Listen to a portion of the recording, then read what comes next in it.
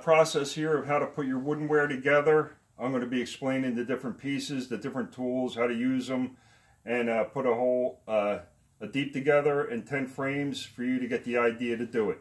Now, I am working with a pneumatic stapler, so if the air compressor kicks on, I've instructed my cinematic assistant to pause the video and then we'll start it again afterwards, because you don't need to be hearing, listening to that, okay? First of all, safety first. Put on safety glasses. You don't want anything flying up in your eyes because of this, okay? I have safety glasses.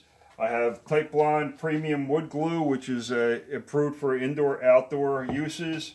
I have the my Boss Stitch pneumatic stapler, which shoots 18 gauge staples. I'm using 1 3/8 staples for the hive body itself, and then I'm going to switch to 1 inch 18 gauge 1 inch staples for the frames, because 1 3/8 seems to be too much for that. Okay, when you get your kit, your hive body, you're going to have 2 different parts, a short one and a long one. The long one is the sides, the short ones are the front and the back. The front and the back are rabbited all around. The side rabbits are for the ends to sit in. The top is for the frames to rest on top of when we get it together, okay? So this is what we're going to do first. We're going to put these together.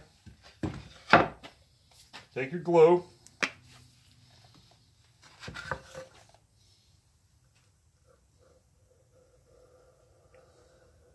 Spread a bead of glue there, okay? It's important with the handles, make sure the handles are up and out, okay? The tops of the handles are the flat part for lifting the boxes when they're full of frames and bees and honey, and they must be out. If you put it together with the handles on the inside, it's not going to do you any good, because the bees don't care if there's handles there. I have this little 90-degree clamp for clamping the pieces in. It simply holds it together and helps me to make a good good square corner, so it comes out square. All right, excuse me.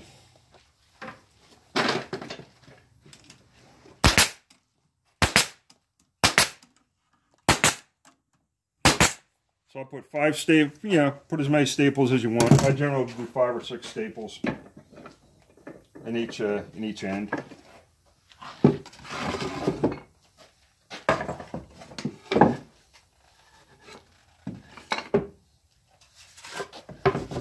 There's the other part of it. If you grab it, if you pick up the pieces with the hand holds on your fingers, it seems to me to make it easier to make sure that you're doing it the right way, that you have the handles on the right side.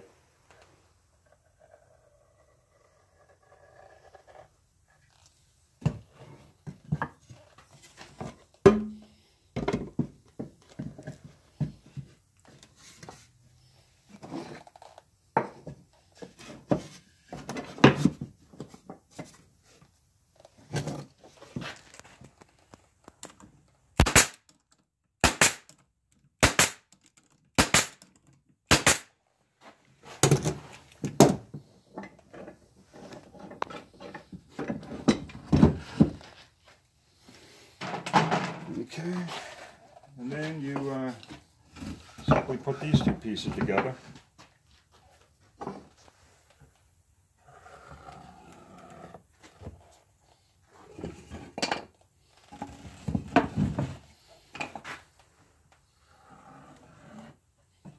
Now you don't have to follow this exact procedure that I do, but also when you're putting these together, it's important to make sure that the side rabbets are both on top.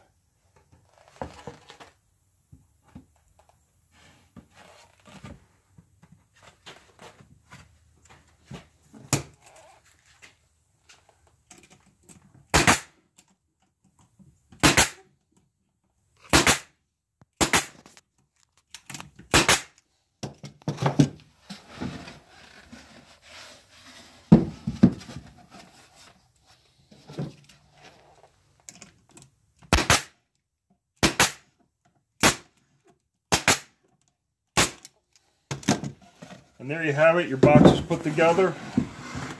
You see where the frame rests are here. All the handles are on the outside. They're all facing up. I'd say I did a pretty good job there. Okay. Next part, we're going to put the frames together. A little trickier. This is the frame jig that Fred referenced to last Friday. This makes it a lot easier to put frames together. It consists of this square with access holes. The access holes are for these two sliders to go in. They slip right in like this. Okay.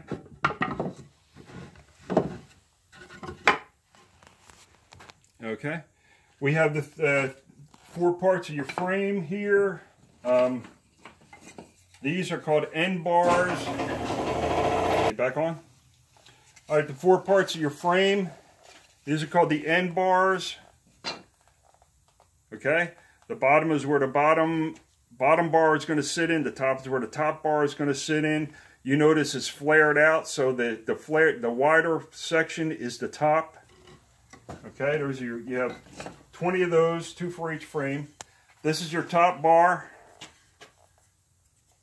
These are the ears that are going to sit on that rabbit in there. These are your bottom bars with a little slot inside. This is the plastic foundation. You see the imprint of the honeycomb on there. It's coated with beeswax. Smells really good. Okay, here's what we do. With the frame jig, we put our end bars in here, in the slot, 10 on each side. Make sure that the top is up on each of them, so they're all going the same way.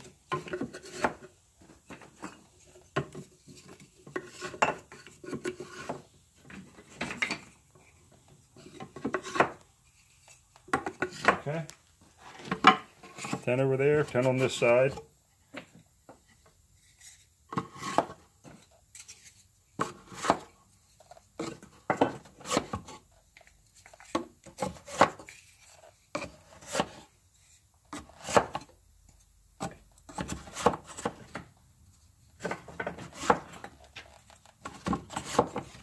Okay,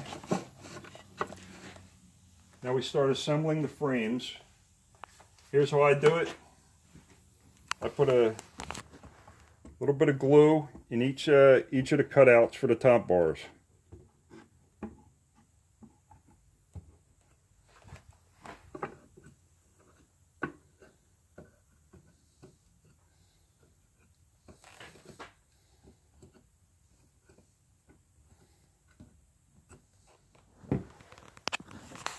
You take your 10 top bars, push them in the slots.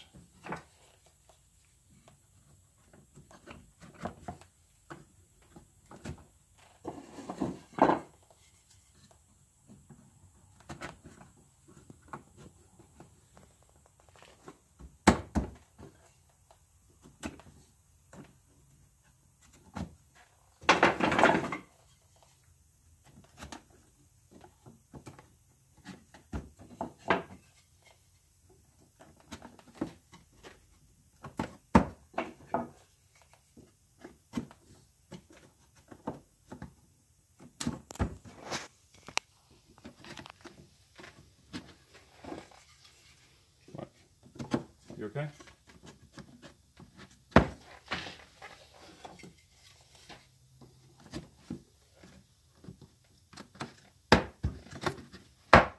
Okay. Now, I put 2 staples. Oh, wait, we have to change the staples, remember?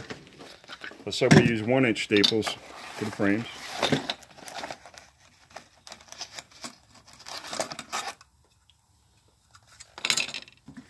Thanks for reminding me of that. I put 2 staples on each end of each frame in the top. Here's how it goes.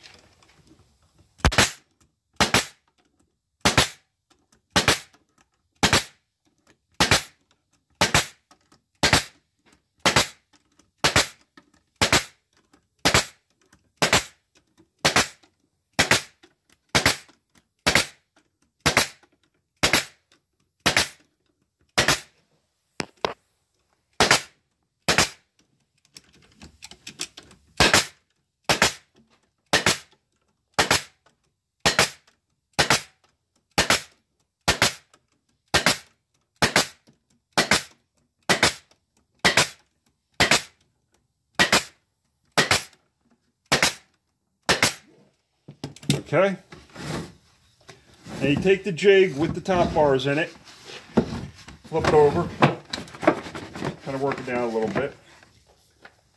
Again, a little dab of glue in each of the cutouts where the bottom bars are going to go.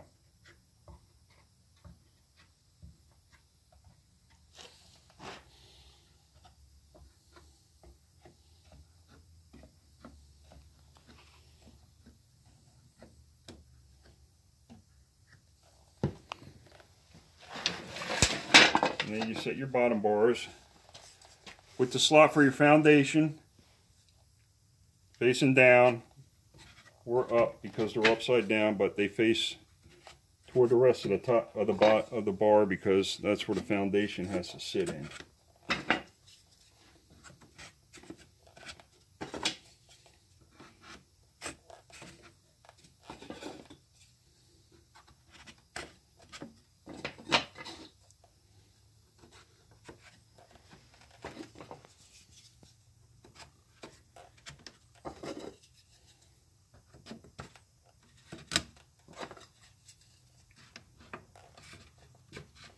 Kind of even them up so they're as flush as possible. You don't want them sticking out on the ends. Okay, now I usually put one, well no, I always put one staple in each end of each bottom bar.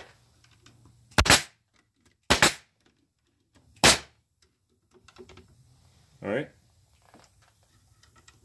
If you're not familiar with the tools, it might take a while for you to get used to doing this. The trick is to get the staple to go straight down into that thin piece of wood that is the end bar. Not that difficult once you get used to it.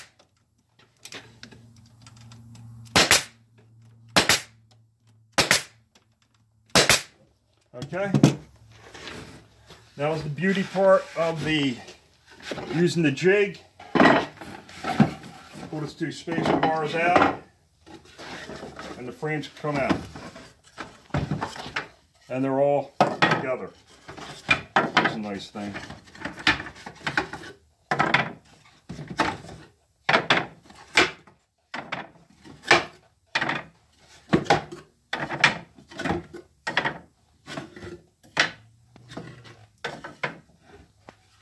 Okay, we're not finished stapling yet. It's very important to put one staple in horizontally into the end of the end bar, going into the top bar right below the notch. This is what I mean.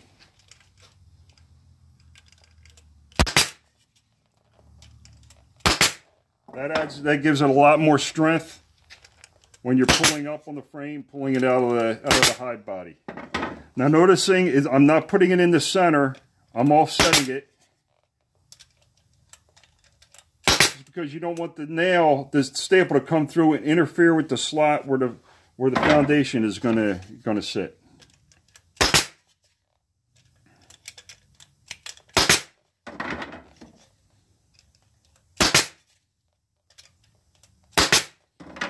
And if you're a beekeeper for any length of time, this will become second nature putting these together, because you're always replacing frames for one reason or another.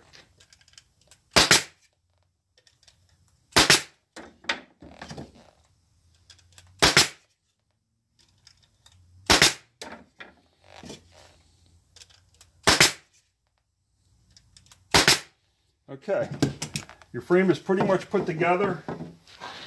Now all there is to do is to pop the foundation in. This is the foundation. You notice there's corners cut out. That indicates that that's the bottom piece of the foundation. All right. I find this is the easiest way to do it, is to take your top bar, put it upside down on your workbench, take the top of the foundation, stick it in the slot like that, flex the foundation a little bit, and it pops into the slot in the bottom bar. And there you have it. And you put it right like that in the hide body that you just built. You see how the ears of the frame hang right on that rabbet. And you do that with all 10.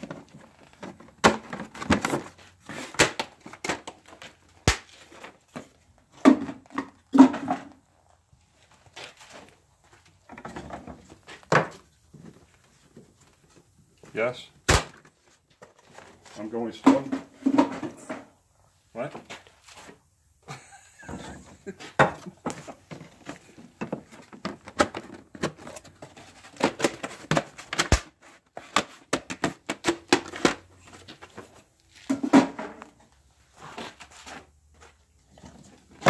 If you do it like this, your bees are going to love these frames. They just think that's the best.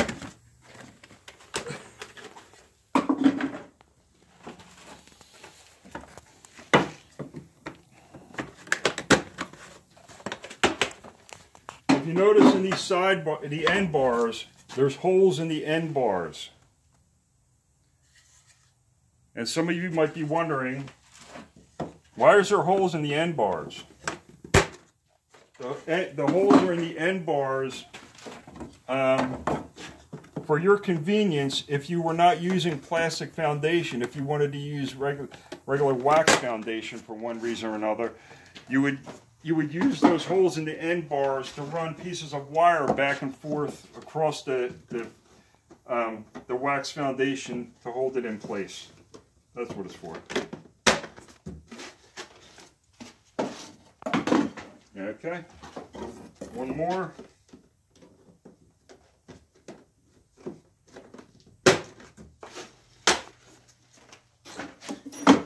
And there you have it.